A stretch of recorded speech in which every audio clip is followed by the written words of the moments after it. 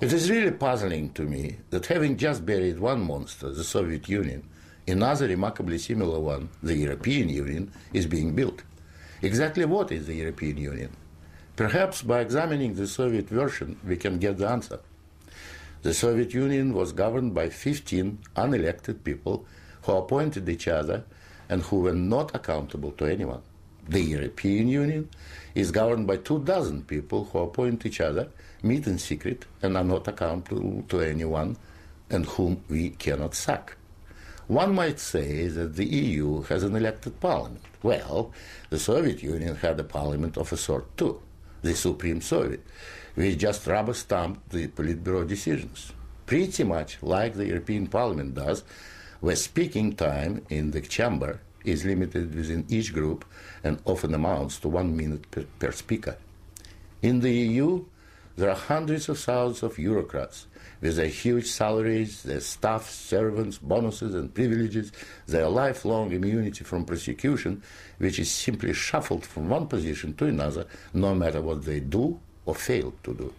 Is this not exactly like the Soviet regime? The Soviet Union was created by coercion and very often with a military occupation.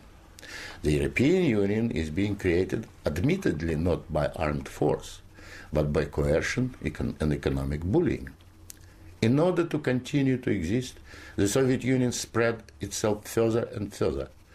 The moment it stopped spreading, it started collapsing. And I suspect the same is true of the European Union. We were told that the purpose of the Soviet Union was to create a new historic entity, the Soviet people, and that we must forget our nationalities, our ethnic traditions and customs.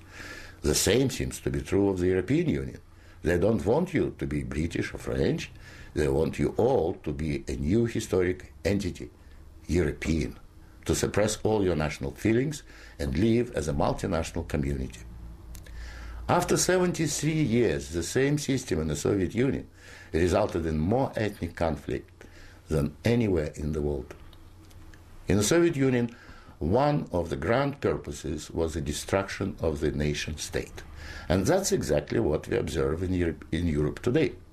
Brussels intends to absorb nation-states so that they should cease to exist. Corruption was built into the Soviet system from top down, and so it is in the EU. The same endemic corruption activity that we saw in the old Soviet Union has flourished in the EU. Those who oppose or expose it are silenced or punished. Nothing changes. In the Soviet Union, we had a gulag. I think we have a gulag in the European Union also, an intellectual gulag known as political correctness. When anyone tries to speak their mind on questions of race or gender, or if their views differ from those approved, they will be ostracized. This is the beginning of the gulag, the beginning of your loss of freedom.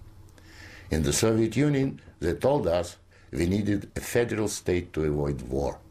In the European Union, they are telling you exactly the same thing. In short, the same ideology underpins both systems. The EU is an old Soviet model presented in Western guise. But again, like the Soviet Union, the European Union has within itself the seeds of its own demise.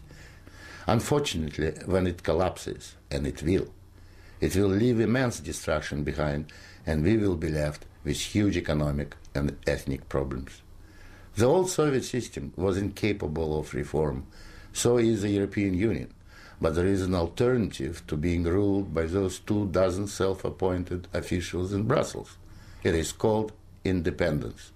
You don't have to accept what they have planned for you. After all, you have never been asked if you wanted to join.